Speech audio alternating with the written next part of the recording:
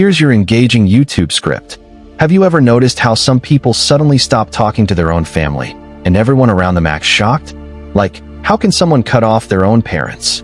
But what if the real question is, what happened to make them do it in the first place? Because most people don't wake up one day and randomly say, you know what? I'm deleting my entire family like old WhatsApp chats.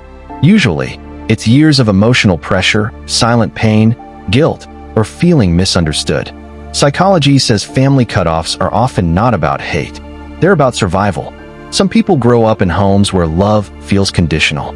You only get appreciation when you obey. You only feel accepted when you stay quiet. And the moment you become yourself, suddenly you're disrespectful. Imagine being around people who constantly make you feel small, but society keeps saying, they're family, so you must tolerate it. That's confusing for the brain, because humans naturally want connection with family. So when someone decides to walk away, it usually means they tried everything before reaching that point.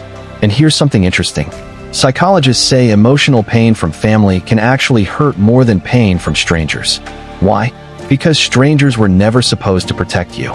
Family was. That's why comments like, you'll never be good enough, or why can't you be like your cousin, stay in someone's mind for years. Even as adults, you know that one uncle who turns every family gathering into a TED Talk about your failures? Yeah, people don't forget that stuff. Sometimes family relationships become emotionally exhausting. One person is always manipulating. Another ignores boundaries. Someone else turns every argument into guilt. And slowly, the brain starts connecting family with stress instead of safety. That's when distance begins to feel peaceful. And honestly, peace is addictive. Some people cut off family because they finally realize something powerful. Being related to someone does not automatically mean they're healthy for you. That sentence alone makes a lot of people uncomfortable, because society loves the idea of family, but psychology focuses on emotional reality. Now, this doesn't mean every family problem should end in cutting people off. Sometimes relationships can heal through communication, therapy, or time. But in certain situations, distance becomes the only way a person can mentally breathe again. And here's the strange part. Many people who cut off family members actually feel guilty afterward, even if the relationship was toxic, because humans are wired for attachment. So their brain keeps asking, did I do the right thing? What if I'm the bad person? Meanwhile, they're finally sleeping peacefully for the first time in years.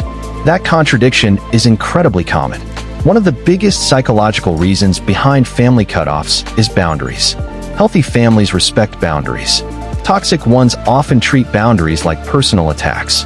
The moment someone says, I need space, people suddenly act like you declared war. And let's be honest, some families believe privacy is illegal. You buy one thing online, and suddenly the entire family committee is investigating your financial decisions. Another reason people walk away is emotional invalidation. That's when someone constantly dismisses your feelings. You say, that hurt me, and they reply, you're too sensitive. Over time, that slowly damages self-esteem, because the person starts questioning their own emotions. And eventually, distance feels easier than constantly defending your feelings. But here's something important. Cutting off family is rarely a happy decision. Most people don't celebrate it. They grieve it. They grieve the relationship they wish they had.